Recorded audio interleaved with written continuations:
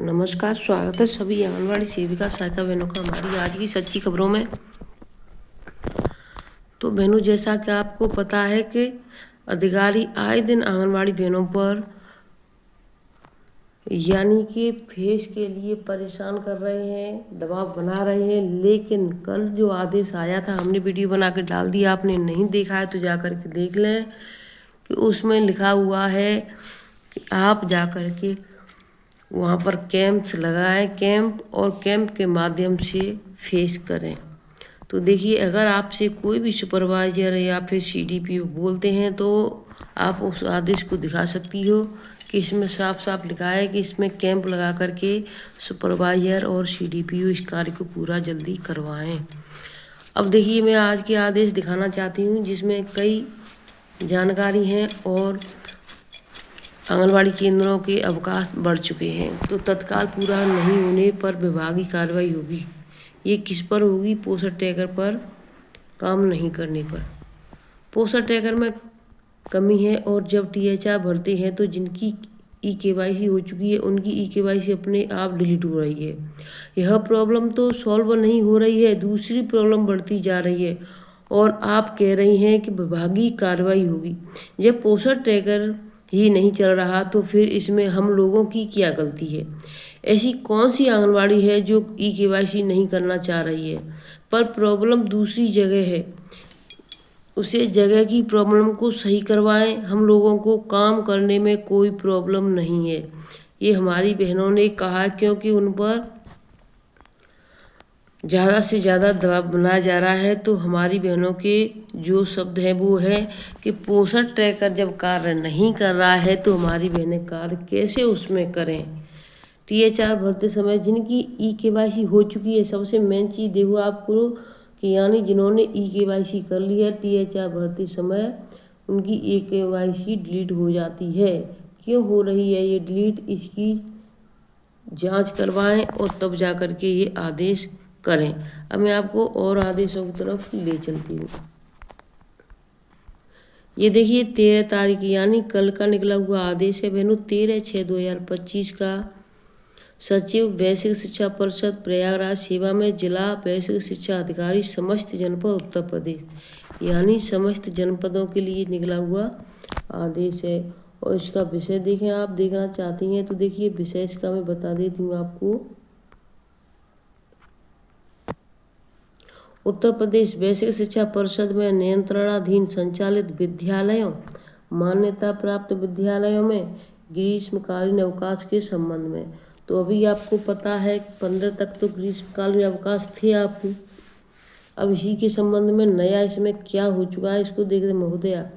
उपरोक्त विषयक परिषद के पत्रांक वैश्विक शिक्षा परिषद दिनांक 26/12/2024 का संदर्भ ग्रहण करने का कष्ट करें, जिसके उत्तर प्रदेश वैश्विक शिक्षा परिषद के नियंत्रणाधीन संचालित विद्यालयों, मान्यता प्राप्त विद्यालयों में दिनांक 20/5/25 से दिनांक 15/6/25 तक की ग्रीष्मकालीन अवकाश घोषित किया गया है। यानी किया गया, अभी तो आपका एक दिन बचा है तो किया गया था ना। अब इसमें आगे क्या है? इसमें वर्तमान में अत्यधिक गर्मी व हीट वेव के दृष्टिगत दिनांक 30/6/25 तक विद्यालय के पठन पाठन हेतु छात्र छात्राएं विद्यालय में उपस्थित नहीं होंगे।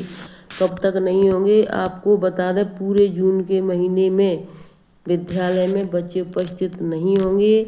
उपस्थित हुए दिनांक 1/7/25 से पठन पाठन हेतु छात्र छात्रा नियमित रूप से विद्यालय में उपस्थित होंगे। यानी 1 जुलाई से बच्चे विद्यालय में पढ़ने के लिए आएंगे। दिनांक 16/6/25 से विद्यालय परिषद में पत्रांक वैश्विक शिक्षा परिषद दिनांक 26/12/24 में निर्धारित समय सारणी के अनुसार ही संचालित किए जाएंगे तथा शिक्षक, शिक्षा मित्र, अनुदेशक, शैक्षणोत्तर कर्मचारी विद्यालय में उपस्थित रहकर शैक्षणिक, प्रशासकीय एवं अन्य कार्यों को पूर्ण करेंगे। तो यानी कि जो टीचर हैं और जो आंगनवाड़ियाँ हैं, आंगनवाड़ियों का तो बंद था ही नहीं, तो अब इसमें अब इसमें यानी 16 तारीख से सभी टीचरों को भी आना है। आंगनबाड़ियों का तो बंद था ही नहीं, क्योंकि बच्चों का बंद था। तो अब देखते हैं आदेश बच्चों के लिए निकलता है कि नहीं निकलता है। मान्यता प्राप्त विद्यालयों हेतु विद्यालय प्रबंध समिति यथावश्यक निर्णय लेने के लिए अधिकृत होगी। कृपया उक्त आदेश का अनुपालन करना सुनिश्चित करें। सुरेश कुमार तिवारी, सचिव, उत्तर प्रदेश बेसिक शिक्षा परिषद। तो देखिए उन्होंने ये आदेश निकाला है। 1 तारीख तक बच्चे यानी 30 जून तक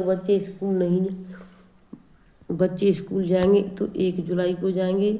और टीचर हैं वो अपने 16 जून से ही यानी सोमवार से टीचर सभी जाना शुरू कर देंगे।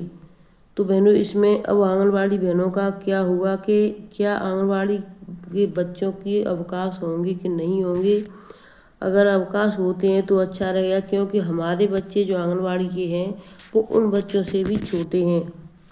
निजी सचिव, अपर मुख्य सचिव बेसिक शिक्षा उत्तर प्रदेश शासन लखनऊ के लिए, महानिदेशक स्कूल शिक्षा उत्तर प्रदेश लखनऊ, शिक्षा निदेशक बेसिक उत्तर प्रदेश लखनऊ, मंडलायुक्त समस्त मंडल, जिला अधिकारी समस्त जनपद, मंडलीय सहायक शिक्षा निदेशक बेसिक समस्त मंडली उत्तर प्रदेश। तो देखिए आदेश निकल चुका है। अब मैं आपको एक और जानकारी देना चाहूँगी बहनों, यानी पोषण ट्रैकर अभी परसों 2 दिन पहले ही अपडेट हुआ था। आज शाम को फिर अपडेट हो चुका है। अब इसका जो वर्जन है पोषण ट्रैकर का 23 हो चुका है, 23.9, यानी अब इसका वर्जन ये हो चुका है। तो जिन बहनों ने अपडेट नहीं किया है वो अपडेट कर लें, और उसमें कितनी अपडेट आई हुई है उसकी वीडियो हम बना करके डाल देंगे। कैसे क्या करना है देख लें अपना। मैं फिर से कहना चाहूँगी सभी बहनों से, ये केंद्र सरकार का ऐप है जो पोषण ट्रैकर है। आपको केंद्र सरकार के लिए ज्ञापन सौंपने चाहिए, न कि मुख्यमंत्रियों के लिए। जब तक केंद्र सरकार के लिए आप ज्ञापन नहीं भेजोगी, आपके फेस के लिए आपको परेशान किया जाएगा। चाहे वह आपको किसी के यानी कि खुद से करवाया जाए या फिर सुपरवाइजर के माध्यम से करवाया जाए, कार्य करवा कर रहेगी। क्योंकि जब तक ये आदेश वहाँ से केंद्र सरकार से कोई दूसरा नहीं आता है, तब तक बहनों को इसी तरीके से परेशान किया जाएगा। तो इस वीडियो को मैं यहीं तक रखती हूँ, फिर मिलती हूँ आपसे नई अपडेट के साथ। तब तक के लिए धन्यवाद।